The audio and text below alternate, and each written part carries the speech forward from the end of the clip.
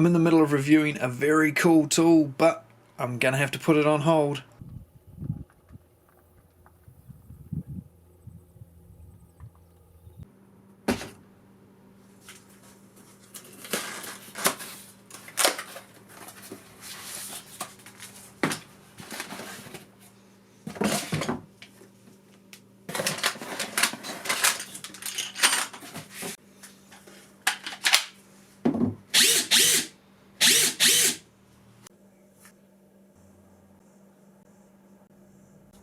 As a tool lover and a tool reviewer, there are few things better in life than a brand new purple Makita impact driver from Japan.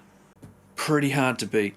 This is the new Makita TD002G 40 volt impact driver. The full number is the TD002G, that's the tool, Z being bare tool only, no battery, no charger, and it's purple. This tool is made in Japan, that is why it is purple. All of these 4 Makita impact drivers are all Japanese models. In Japan you can get them in different colors, purple, yellow, green, black, red.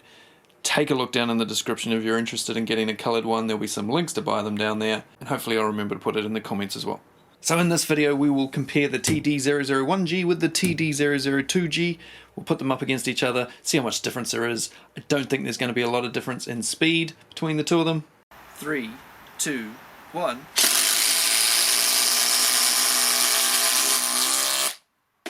Three, two, one.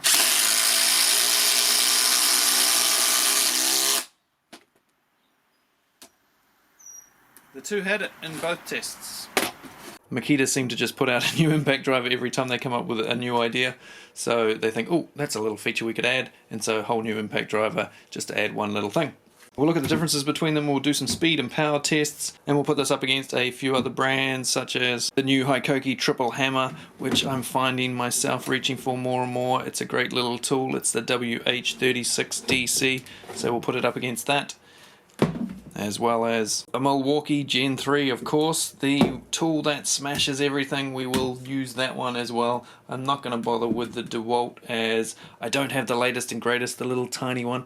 I don't have that, and so if I use the one that I've got, the 887, I'll just get a whole lot of abuse from DeWalt fans. Because some people seem to think tool reviewers have to have the latest and greatest tool that's come out that week, else the test is invalid.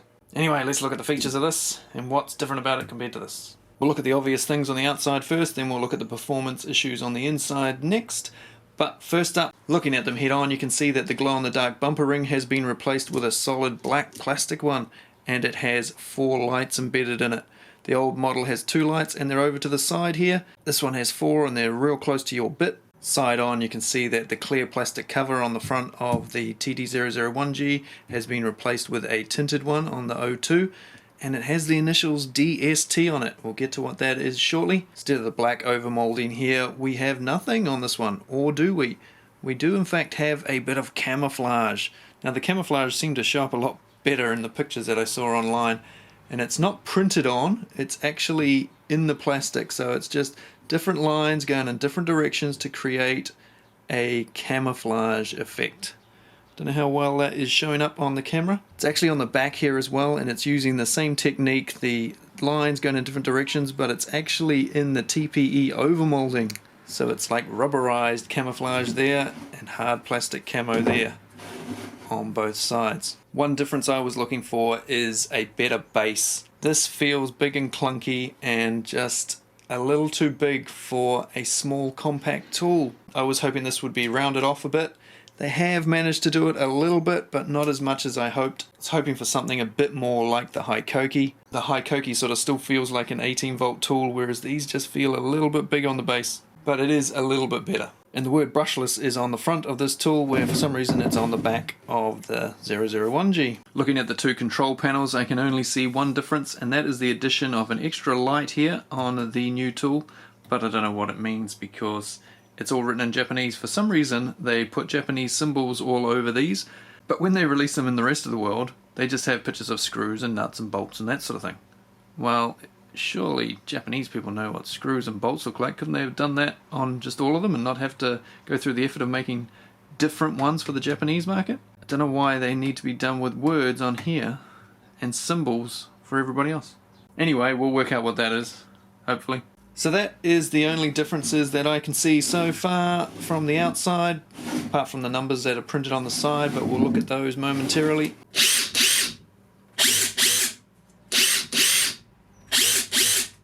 The tool also comes with a little paper bag of goodies, as most Japanese tools do. These little paper bags. A belt clip with the screw to put on either side of your tool, and a Phillips No. 2 double-ended driver bit. It has the quick select button up the top like the previous model, and the 18 volt 171 and 172. This allows you to change through your settings. I am now going on 4, 3, 2, 1, 4, 3, 2, 1. So you can cycle through. If you've got your hand up there, you're using your drill, you can just flashes to let you know. You can also program it to some of the other settings. So most of the time, for instance, I use the impact driver on setting 4. Away you go, bang, bang, bang. And then occasionally you might want to loosen nuts or put it in wood screw mode where it starts off slow and then speeds up once it feels resistance. And you can have that set as the other button on here. So you can have it in number 4, push that, it goes into wood screw mode, and away you go, back to number 4. Quick and easy. As well as that though, this particular tool, and I'm guessing maybe that's what that light down there is capable of Bluetooth changes. Bluetooth changes? It's a funny way of putting it. You can change the settings on this tool with a Bluetooth adapter. Now the adapter goes between the battery and the tool. It's about that thick. You set the tool with the adapter and then you take the adapter back off. And you do it all through your phone. And you can set a ridiculous amount of things. You can tweak these lights to change how bright they are and how long they stay on for up to like about 2 hours. You can change the power of the tool, like bring down the Newton meters if you want it set at a certain rating. You can set how long it takes before it cuts out when it's trying to do a nut release, like if you're taking nuts off. This has settings so that you'll pull the trigger, it'll release the nut. Once it feels the resistance has gone, it will cut out, and you can change how long that takes, and you can set it to stop impacting when you want to, and all sorts of crazy things that at the moment I can't do because I didn't order the Bluetooth adapter, because at the time when I ordered this, which was 6 weeks ago, you couldn't get the adapter then anyway. Now it is available, but it does seem to be only in Japanese, and the app I think you can only get from Japan at the moment. So I'm not going to bother with that at the moment, but once they do an English version, assuming they do, and they release it around the world, I will then do another review and we'll check out all the Bluetooth features. But for this video, it's just going to be the basic tool. You can't make it any more powerful or better, really, with the adapter. It just lets you fine-tune things for specific tasks.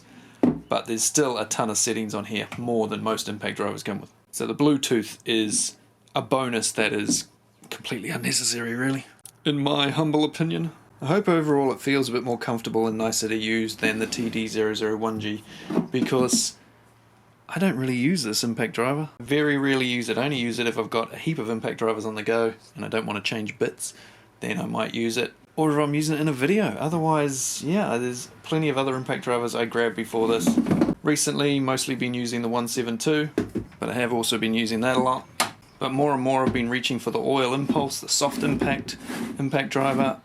Just so much quieter, not quite as comfortable to use, not quite as nice, much bigger as you can see than the premium models. But Makita Japan, if you're watching, I'd love to see a new version of one of these, and maybe a 40 volt one would be good, eh? Most tool companies seem to make them, but they've all only ever really made one. Nobody's sort of improved upon their initial offerings. I don't know if that's because nobody's bought them. I don't know if it's because people see the numbers and they think they're just not powerful enough. They're pretty damn powerful. They're not quite as powerful as the standard ones, but they do most tasks just fine. And if we look at these 4 impacts together, they all are slightly different in the way that they whack. So this is hydraulic, has oil in here, makes it a lot quieter, has plates and stuff instead of the systems that these use.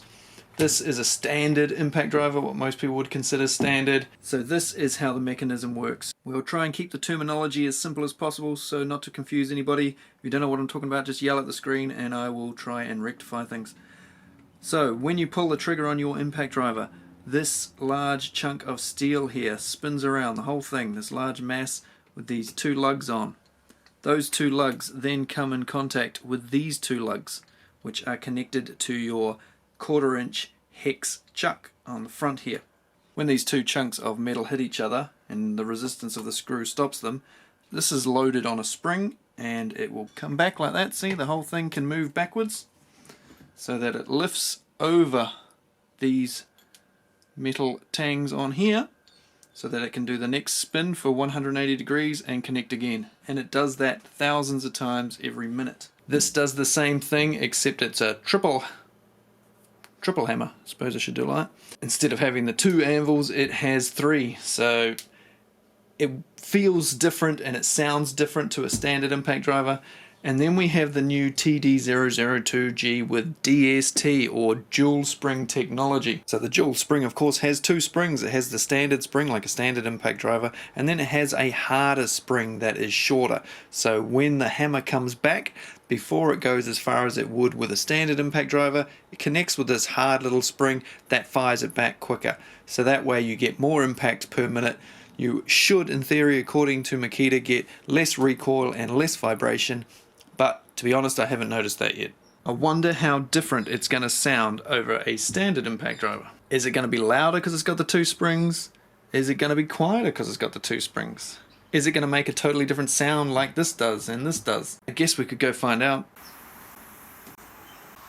3, 2, 1.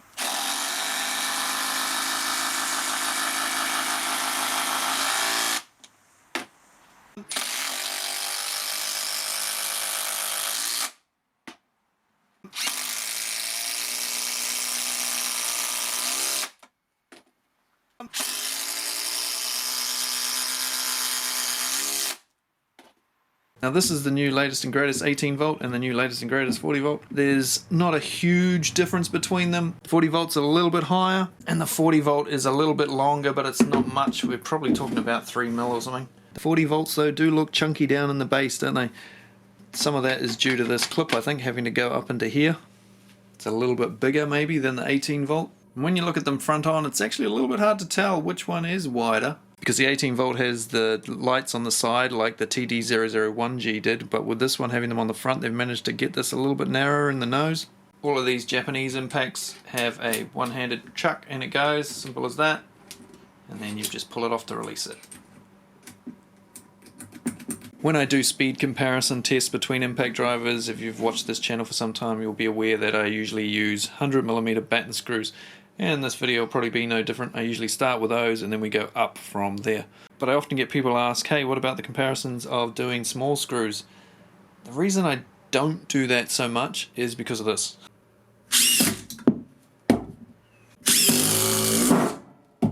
With any high-end impact driver, they all drive in small screws so fast that there's basically no difference between any brand. But if it's the niceness and the settings and how nice and slow and controlled you can do small screws, then fair enough. And if that is what you're after, well then Makita's the only way to go, really. Way more settings, way more control, nice triggers. That's not even in shot. It does of course have a variable speed trigger.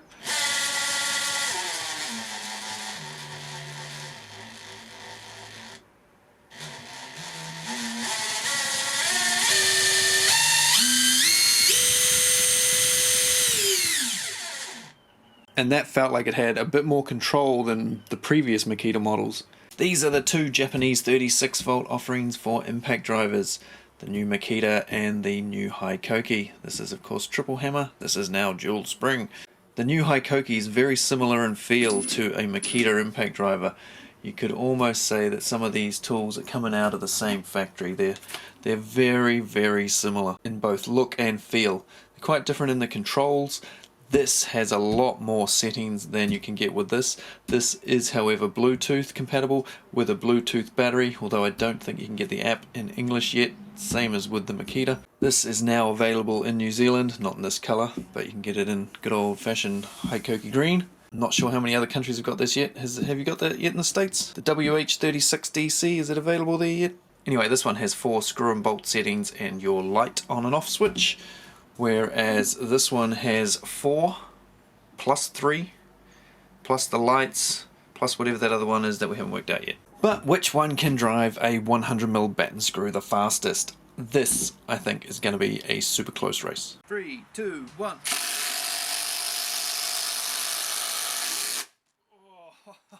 Pretty much exact. Let's flip them around. 3, 2, 1.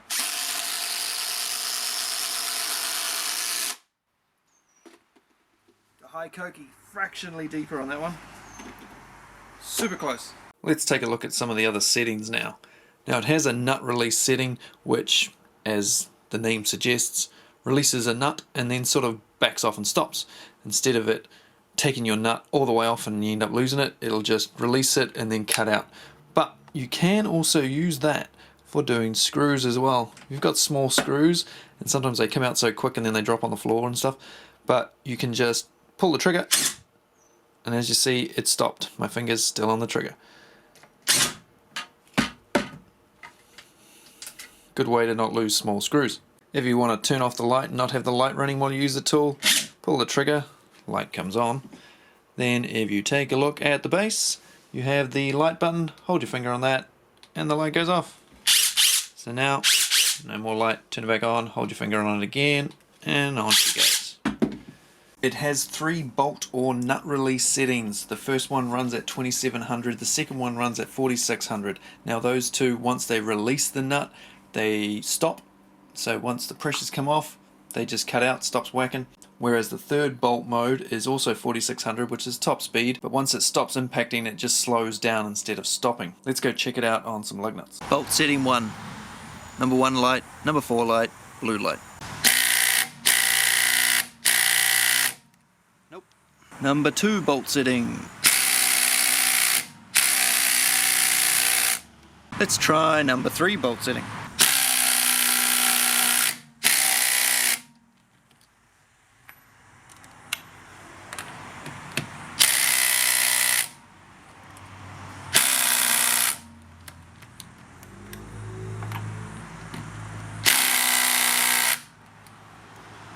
Wow,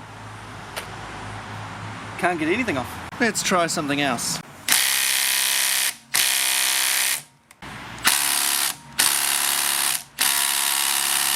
No good, eh? Let's try this on a bolt release setting. Setting 1. Simple as that. That's how it's meant to work. See, it stops. That way your nut doesn't fly across the room. Also, as you see when it goes on, stops. That's how that should work, but it just doesn't have the balls to do it. Mind you, none of the impact drivers do. Usually they do. These nuts must be a bit seized up. Bolt setting 1. See how it just stopped? Pity it wasn't powerful enough for the lug nuts on the car. Bolt setting 1, putting it back on.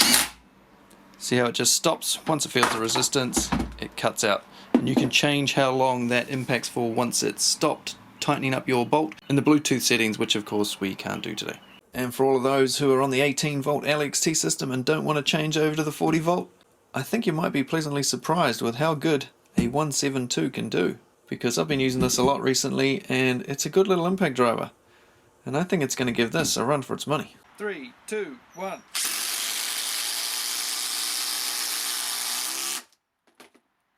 What? Let's try that the other way around. 3, 2, 1.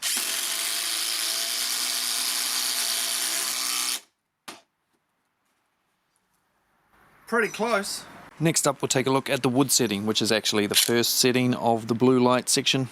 When you push the blue button on the end here, you'll cycle through 4 green lights with the blue, and then the number 4 light comes on, and you go through another 3. But the very first one, blue light on, 1 green light, that's wood mode, or what I call jet assist mode. It basically starts off your screw slowly when you're going into wood, and then ramps up when it feels some resistance. Just like this.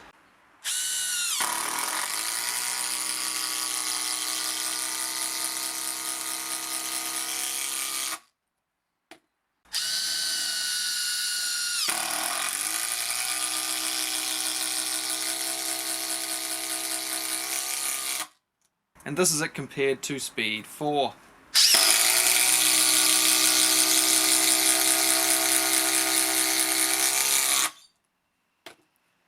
as you see, it's basically speed 4, just with that slow little setting at the start, just to get your screw seated, ready to go.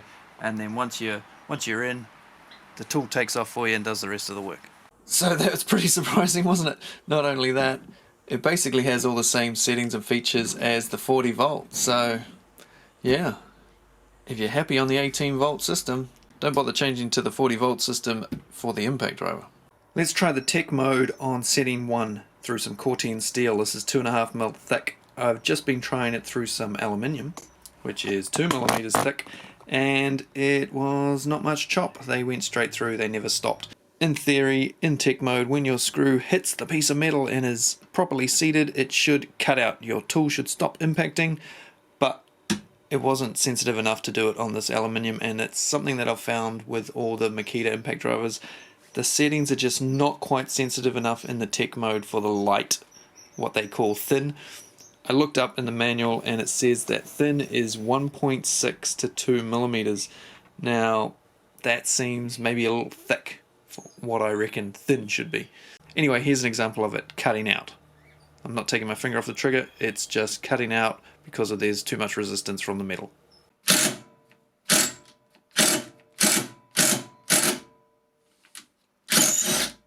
When you have exactly the right thickness of metal, this system works really well.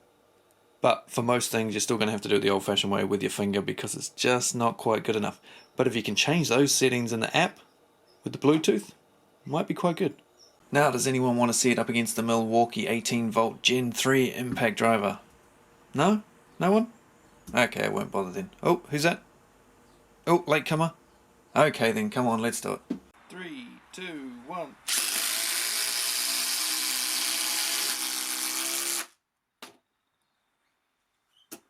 3, 2, 1.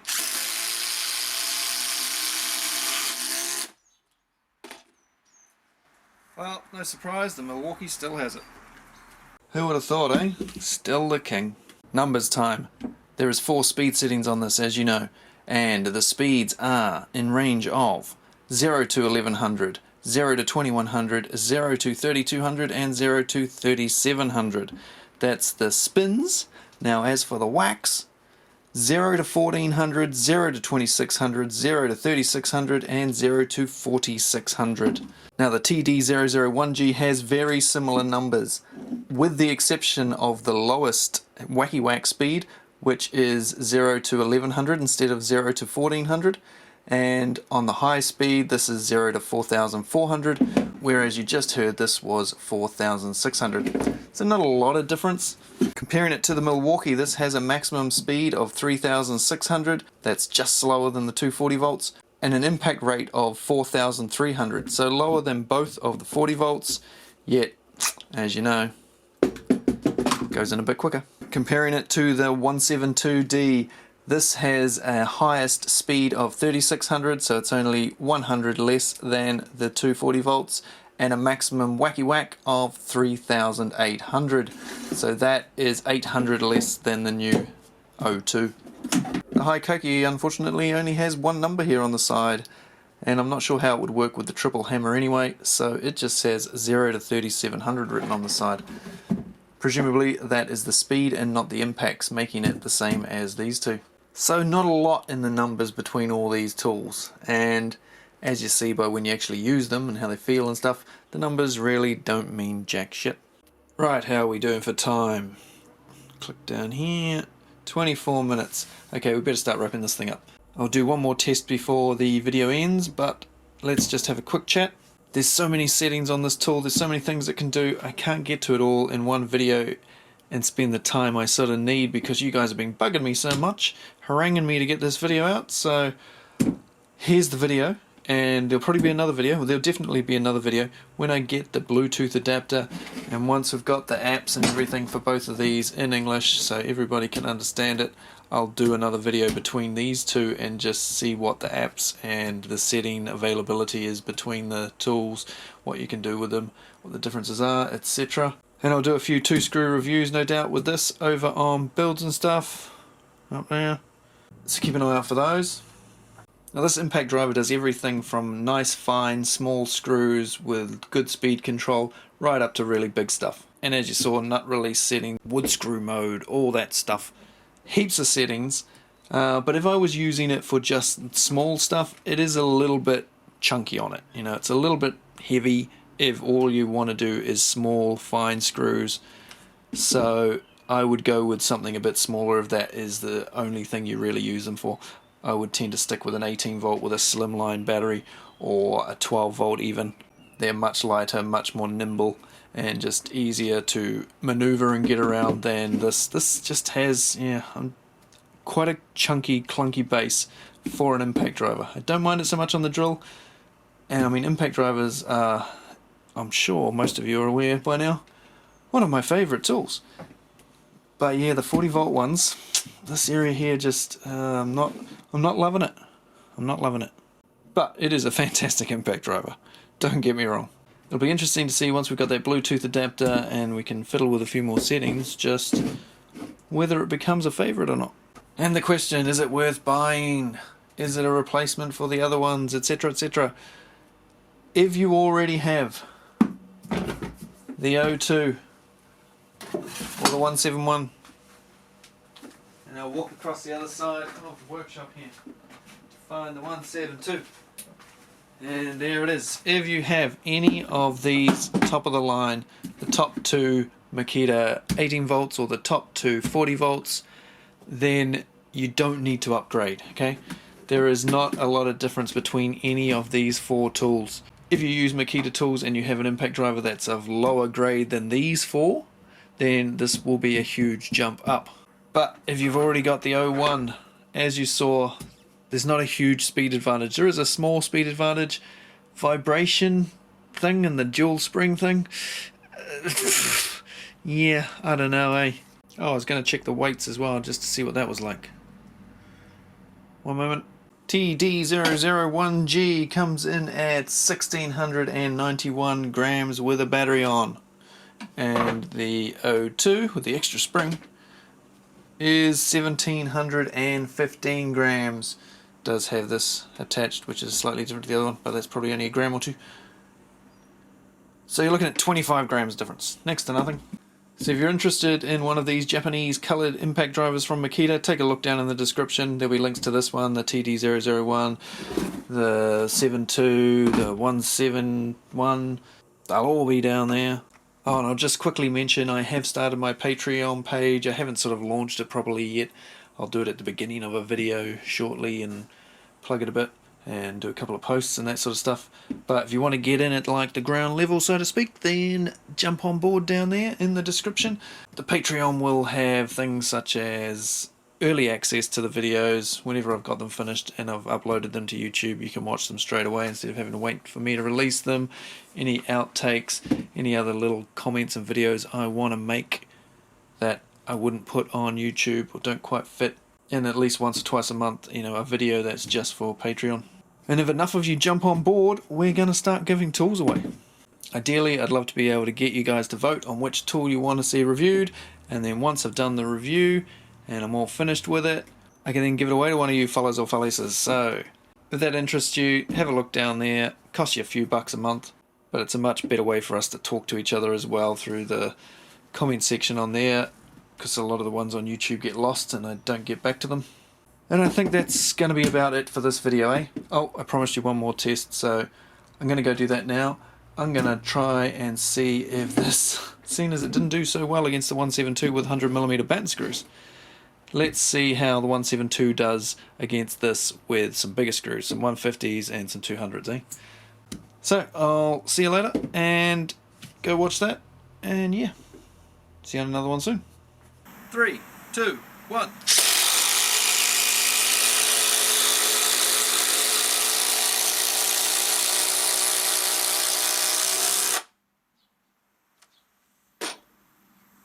Pretty much a dead heat. Let's go 200s. 3, 2, 1.